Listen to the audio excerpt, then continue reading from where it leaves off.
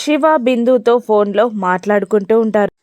పెళ్ళికి భూమి అక్క గగన్ బావ ఒప్పుకోవాలి అని శివ అంటుండగా వాళ్ళెందుకు ఒప్పుకోవాలి అని బిందు అడుగుతుండగా ఎంతైనా నేను వీళ్ళ ఇంట్లో ఉంటున్నాను, వీళ్ళందరూ నన్ను ఫ్యామిలీ మనిషిగా అనుకుంటున్నారు కాబట్టి వాళ్ళు ఒప్పుకోవాలి అని శివ అనడంతో వాళ్ళది కూడా లవ్ మ్యారేజ్ కాబట్టి వాళ్ళు ఒప్పుకుంటారు. కానీ మన ఇంటి నుండే నేను కాస్త స్మూత్గా డీల్ చేయాలి అని బిందు అంటూ పెళ్ళి జరిగేటప్పుడు ఖచ్చితంగా ఆలోచిద్దాం అని అంటూ నీకొకటి చెప్పాలి శివ అనగానే ఏంటి బిందు అది అని అడుగుతుంటాడు Shiva. I love you Shiva అని బిందు చెప్పగానే లవ్ యూ టు బిందు అని అంటూ కాల్ కట్ చేస్తాడు శివ. ఇక ఫోన్ మాట్లాడడం పూర్తయ్యాక వెనక్కి తిరిగి వస్తున్న శివ అక్కడ పూరిని చూసి షాక్ అవుతాడు. పూరి ఏడుస్తూ శివాని చూస్తూ ఉంటుంది. అది పూరి నేను బిందు అని ఏదో చెప్పబోతుండగా తన చెవిలో నుండి బ్లూటూత్ని బయటికి తీసి ఈ సాంగ్ చాలా ఎమోషనల్గా ఉంది శివ అని అంటూ ఏడుస్తూ చెప్తూ ఉంటుంది పూరి. అమ్మయ్య, మేమిద్దరం మాట్లాడుకున్న మాటలేమి వినలేదన్నమాట, నిజం చెప్పలేదు అని శివ కాస్త రిలాక్స్ అవుతాడు. ఇక పూరి నువ్వేదో మాట్లాడుతున్నావు, నేను మధ్యలో ఆపేసి నేనే మాట్లాడాను ఏంటి? అవును, నువ్వు ఫోన్లో మాట్లాడుతున్నావు కదా, ఎవరితో మాట్లాడుతున్నావు అని పూరి నిలదీయగానే అది అది మన ఫ్రెండ్ కైలాస్తో మాట్లాడుతున్నాను అని అబద్ధం చెప్పేస్తాడు శివ. అవునా, నీ టేస్ట్ నా టేస్ట్ ఒకటే కదా, ఈ సాంగ్ విను ఎంత ఎమోషనల్గా ఉందో అని అంటూ మరొక బ్లూటూత్ని ఇవ్వగా శివ కూడా వింటూ అమ్మయ్య అని అనుకుంటాడు. మరోవైపు గగన్ మంచి డ్రెస్తో రెడీ అవుతూ ఉండగా తన మొబైల్ రింగ్ అవుతుంది. దాంతో ఫోన్ లిఫ్ట్ చేసి హలో మిస్టర్ వంశీ, ఎలా ఉన్నారు? ఇందు ఒక్కతే వచ్చింది, మీరు రాలేదేంటి అని అంటూ ఉండగా వంశీ అది అత్తయ్య బలవంతంగా ఇందుని తీసుకొచ్చింది బావా అని చెప్పేస్తాడు వంశీ. ఇది నీ అత్తారిల్లు, అల్లుడు కాబట్టి ఎలాగైనా నువ్వు రావచ్చు అని వంశీకి చెప్తూ ఉంటాడు గగన్.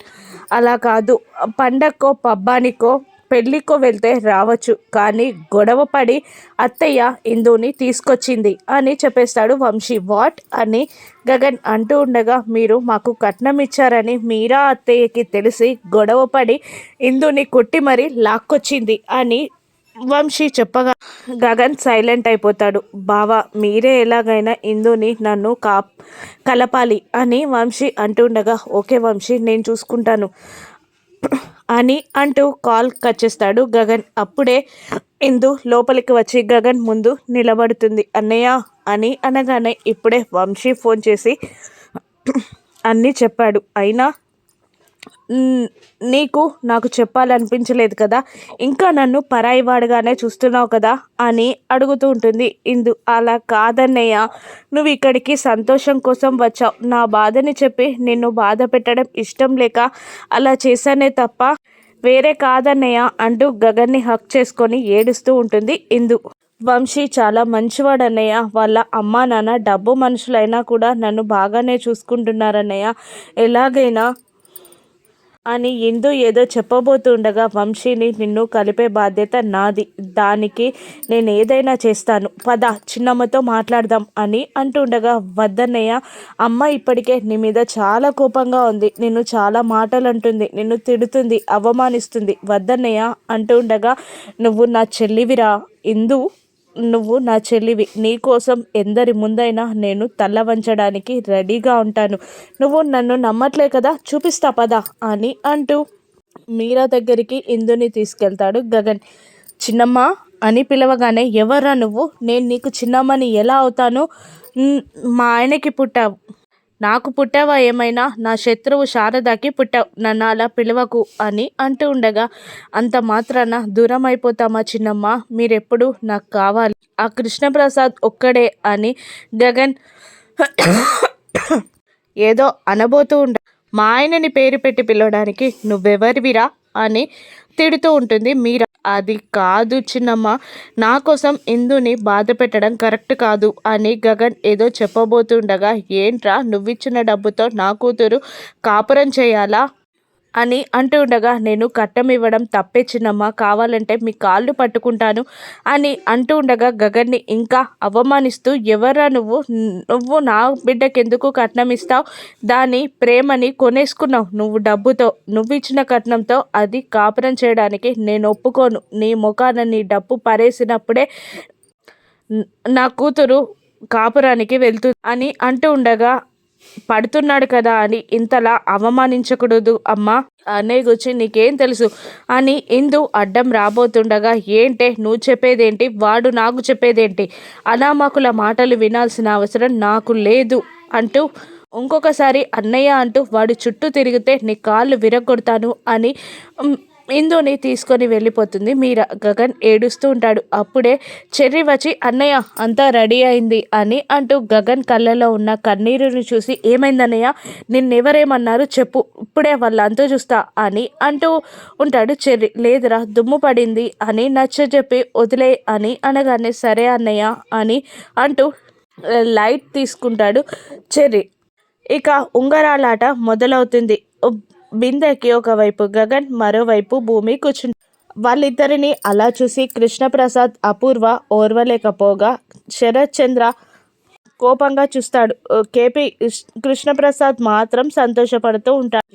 ఈ 2 ఉంగరాలు ఎందుకు బిందెలో వేస్తారో తెలుసా, ఈ ఉంగరాలాట ఎందుకు ఆడిస్తారో తెలుసా అంటుండగా, తెలీదు అని గగన్ అనగానే, ఎవరికి బంగారపు ఉంగరం దొరుకుతుందో వెండి ఉంగరం దొరికిన వాళ్ళని జీవితాంతం డామినేట్ చేస్తారు, వెండి ఉంగరం దొరికిన వాళ్ళు ఫాలోవర్ అన్నమాట అని అంటుండగా, గగన్ 2 ఉంగరాలు ఒక్కరికే దొరికితే జీవితాంతం డామినేషన్ వాళ్ళదే, ఇంకొకరు మ్యూట్ బటన్ నొక్కినట్టు ఉండడమే అని అనడంతో, ఓహో అవునా, వెయ్యి అని అంటుంటాడు గగన్. ఇక చెర్రి బిందెలో ఉంగరాలు వేయగానే గగన్, భూమి ఇద్దరు వెతుకులాట స్టార్ట్ చేస్తారు. భూమి చేయిని బయటికి తీసి, నాకే ఉంగరాలు దొరకలేదు, మీ అన్నయ్యకే 2 దొరికాయి అని అంటూ ఉంటుంది. భూమి, నాకు దొరకలేదు అనగానే నవ్వుతూ చెర్రి, అసలు నేను వేస్తే కదా అని అనడంతో, నిన్ను భలే ఫూల్ని చేశాడు చెర్రి అని గగన్ అంటూ ఉంటాడు. అబ్బో, మీరు కూడా వెతికారు కదా,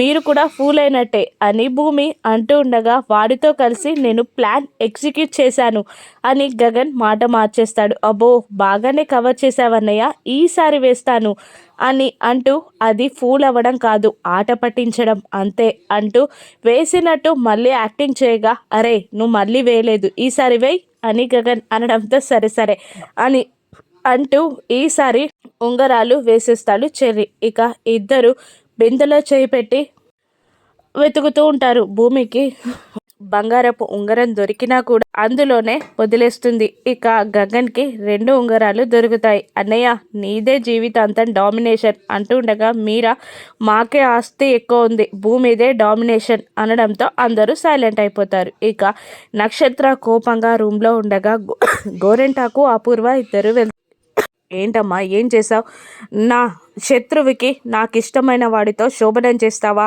అని గోరెంటాకు చెంపలని పగలగొడుతూ ఉంటుంది నక్షత్ర. ఈ శోభనం ఏర్పాటు ఎందుకు చేసావో చెప్పు అంటూ కొడుతూ ఉంటుంది గోరెంటాకుని నక్షత్ర. నేను చెప్పను అనడంతో, గోరెంటాకుని చంపేస్తా అని అంటూ ఉంటుంది. నేను నువ్వేం చేసినా చెప్పను అనడంతో, మరి శోభనాన్ని ఆపు అంటుంది నక్షత్ర. ఆపను అని అంటూ అక్కడి నుండి అపూర్వ వెళ్ళిపోగానే ఫ్రస్ట్రేషన్తో అరుస్తూ ఉంటుంది నక్షత్ర. శోభనం జరుగుతుందా, తాళి కట్టానని గగన్ నమ్ముతాడా, శోభనాన్ని నక్షత్ర ఆపుతుందా, రాను ఎపిసోడ్స్లో చూద్దాం. Thank you for watching.